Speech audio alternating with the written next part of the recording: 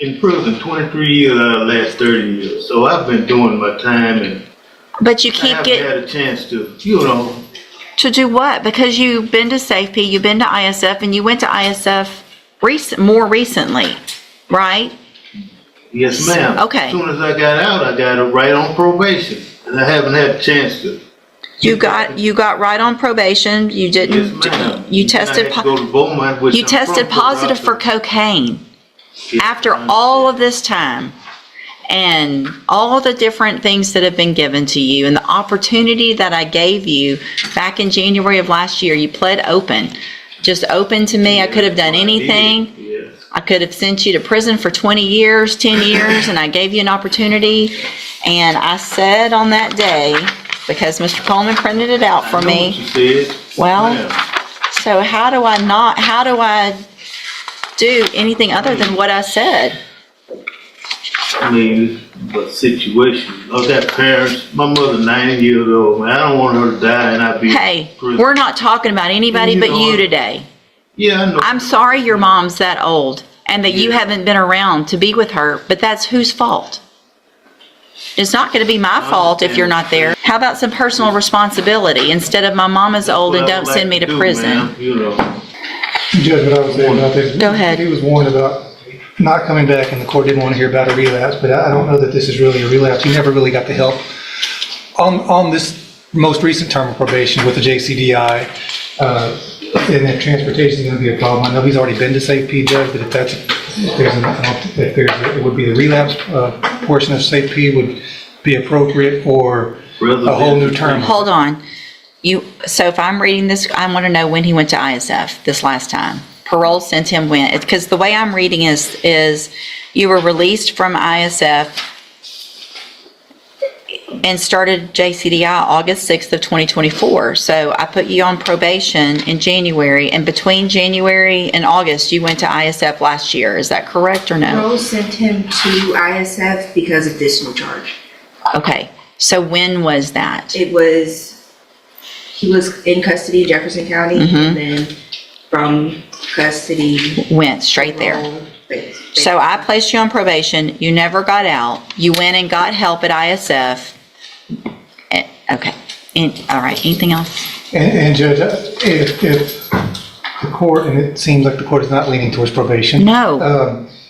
No. I would point out, we understand the range of punishment is up to 20 years, but the bottom line of that range is 2 to 20. And I still haven't done anything yet. So your response and how you act right now is going to go into what I do. Now, I understand the legislation makes it possible to go all the way up to 20, but it also makes it possible to go down as low as 2. I think we have to look at each case for the facts, and the underlying offense was a theft at the Dollar General, I think, or Family Dollar. I think it was about $100 worth of merchandise. I would ask the court to consider something at the lower end of the range, maybe 2 to 5.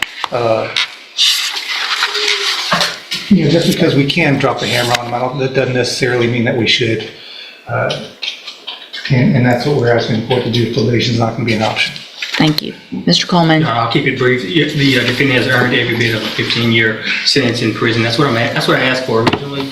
You placed on deferred. That's what I'm asking for today. 3 things I'd like to quickly point out, Your Honor. Looking at the defendant's version in the updated PSI, he says that when he was placed on in the JCDI program, that he believes it was an attempt to set him up for failure, demonstrating a lack of acceptance of his own responsibility. The resources and time that have been dedicated to this defendant, limited resources, mind you, could have been redirected to someone who is more amenable to being rehabilitated. Lastly, you got his full criminal history there in the original PSI. And I provided you with the transcript from the sentencing just to remind the court. I know you see a lot of defendants, but just to remind the court that you essentially told him up front this was essentially a zero tolerance probation. And I do appreciate that because I do see a lot and I don't remember it all. But Mr. Taylor, do you have anything you want to say? Yes, ma'am. You know, been through a lot of things in my life. You know, people dying in my family and other things, drugs. But you know, I think that I could do better if I had a chance, proper opportunity, ma'am. And I Mr. did a lot of time, I've done my Yeah, I time. know. You have. I You've don't done. think just putting me in prison I think I need But a chance. I really Well, do. it doesn't make any sense because you're saying, you've done a lot of time, and at some point, you either say, I don't like prison and I want to do better, That's what I want, man. but you didn't take advantage of the opportunities you were given. You're saying you want help, and we gave you help, or parole gave you help. So you didn't even get out on my probation yet. You had ISF, a reminder of the tools that you had a long time ago. You had those things, and you got out, and you didn't take advantage of the opportunity that I told you. You better take advantage of it because you're not going to get it again. You're saying the same things that you said. Please just give me another chance. I'm going to do better. Please send me to ISF or a safety. It's all the same thing that you're saying, and no one is setting anybody up for failure. I can hang on. To the JCDI. I had back surgery. So what you're telling me is when did you have back surgery? 8 years ago. Okay. But they only did half. Listen. I'm not making excuses. If you're throwing out to me that you had back surgery 8 years ago, then you are digging for everything you possibly can, and we're done with all that. I'm going to find that you previously entered your pleas are true to counts 1 through 6 freely and voluntarily.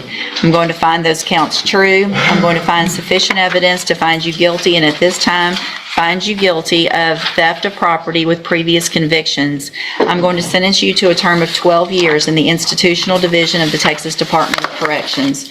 You will receive credit on that sentence for any time that you've been in custody that the law gives you the right to receive. I'm going to hand you trial court certification that shows this was not an agreement. You do have some limited rights to appeal. You can talk to Mr. Rojas about that. I'm also going to hand you a written admonishment regarding your ineligibility to possess a firearm or ammunition. Because of the judgment entered against you, you're ineligible under Texas law to possess a firearm or ammunition. Possession of a firearm or ammunition could lead to charges against you. Firearm is a legal term, and you should read the written admonishment I provide you to see what devices qualify as a firearm. If you have any questions about the laws that make you ineligible to possess a firearm or ammunition, or about how long that lasts, you can talk to Mr. Rojas. Y'all need to sign that, and he'll give you a copy of it. Thank you. Thank you, ma'am, for being here.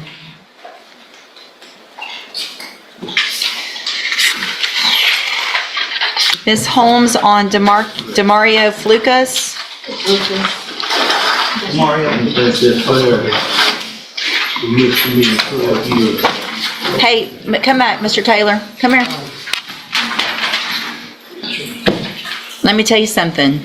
I still have jurisdiction over your case.